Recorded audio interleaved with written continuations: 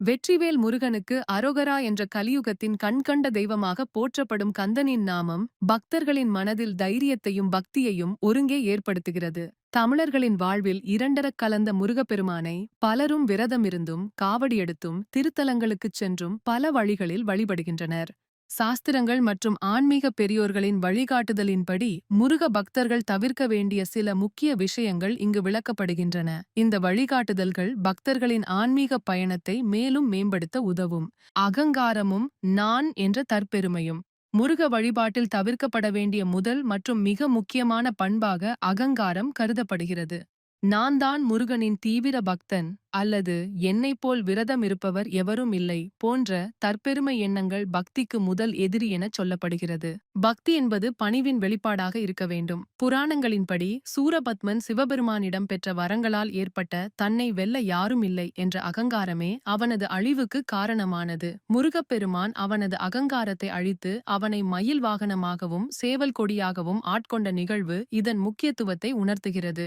பக்தி என்பது இறைவனுக்கும் பக்தனுக்கும் இடையிலான ஒரு புனிதமான உறவு. எனவே பக்தர்கள் தங்கள் வழிபாட்டை குறித்து தற்பெருமை கொள்வதை தவிர்த்து எல்லாம் அவன் செயல் என்ற பணிவுடன் இருப்பது அவசியம். உண்மையான பக்தி அமைதியிலும் பணிவிலும் தான் வெளிப்படும். விரதங்களையும் நேர்த்திக்கடன்களையும் பாதியில் விடுதல். பக்தர்கள் செய்யும் பொதுவான தவறுகளில் ஒன்றாக விரதங்களையும் நேர்த்திக்கடன்களையும் பாதியில் கைவிடுவது குறிப்பிடப்படுகிறது.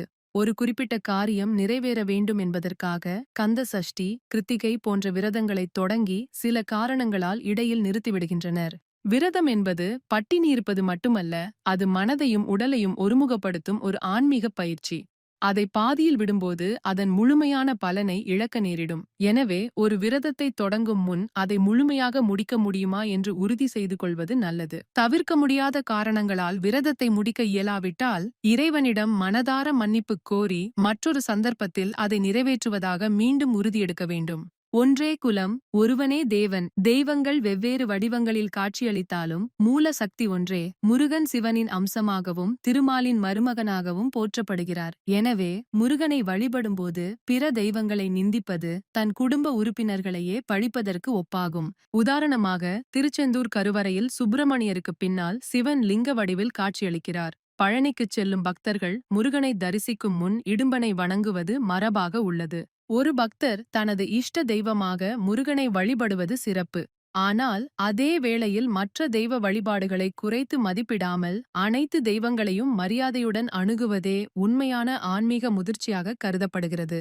ஆலய விதிகளை மீறுதல். கோயில்கள் வெறும் கட்டிடங்கள் அல்ல, அவை தெய்வீக ஆற்றல் நிறைந்த இறைவனின் இல்லங்கள். அத்தகைய புனிதமான இடங்களுக்குச் செல்லும்போது சில ஒழுங்குமுறைகளை கடைபிடிப்பது அவசியமாகும். அசுத்தமான உடைகளுடன் கோயிலுக்குள் பிரவேசிப்பது, சத்தமாக பேசுவது, கைபேசிகளை பயன்படுத்துவது மற்றும் பிறருக்கு இடையூறு செய்வது போன்ற செயல்கள் ஆலயத்தின் புனிதத்தை குறைப்பதாக கருதப்படுகிறது. மூலவர் சந்நிதிக்கு முன்பாக நின்று உலகியல் விஷயங்களை பேசுவதும் மற்ற பக்தர்களின் தரிசனத்திற்கு தடையாக இருப்பதும் தவறான பழக்கங்களாகும். சில கோயில்களில் பிரத்யேக விதிகள் பின்பற்றப்படுகின்றன. உதாரணமாக சில ஆலயங்களில் பக்தர்கள் கொண்டு வரும் அபிஷேக பொருட்களை நேரடியாக மூலவருக்கு சமர்ப்பிக்க அனுமதி இல்லை. இந்த விதிமுறைகளை மதிக்காமல் தன்னிச்சையாக நடந்து கொள்வது பக்திக்கு அழகல்ல. கோயில்களுக்கு செல்லும்போது தூய்மையான ஆடைகளை அணிந்து மனதை இறைவன் மீது செலுத்தி அமைதி காப்பது முக்கியம். கோயில் விதிகளை மதித்து நடப்பது இறைவனுக்கு செலுத்தும் மரியாதையாகும். தீய பழக்க வழக்கங்கள் மற்றும் புறம் பேசுதல். விரத காலங்களில் மட்டும் தீய பழக்கங்களை கைவிட்டு மற்ற நாட்களில் அதை தொடர்வது ஆன்மீகத்தின் முழு பயனையும் தராது.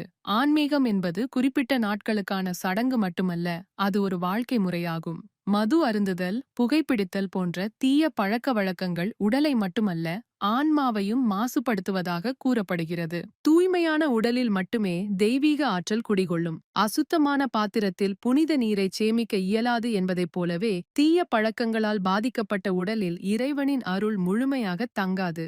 இதைவிட கூடிய பழக்கமாக புறம் பேசுதல் சொல்லப்படுகிறது. மற்றவர்களைப் பற்றி அவதூறாக பேசுவது, பொறாமை கொள்வது மற்றும் கோபமான சொற்களை பயன்படுத்துவது போன்றவை மனதில் எதிர்மறை எண்ணங்களை உருவாக்கும். இத்தகைய தீய எண்ணங்களுடன் செய்யப்படும் வழிபாடு முழு பயனையும் அளிக்காது.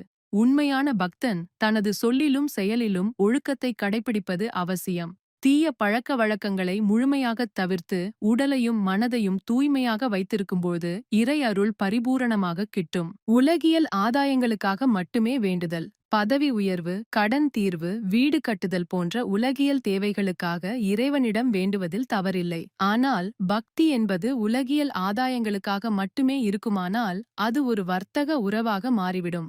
நான் உனக்கு இதைச் செய்கிறேன், நீ எனக்கு அதைக் கொடு என்பது பக்தியின் நோக்கமாக இருக்க முடியாது. பக்தியின் உண்மையான நோக்கம் பொருளை மட்டுமல்ல, அருளையும் பெறுவதே ஆகும்.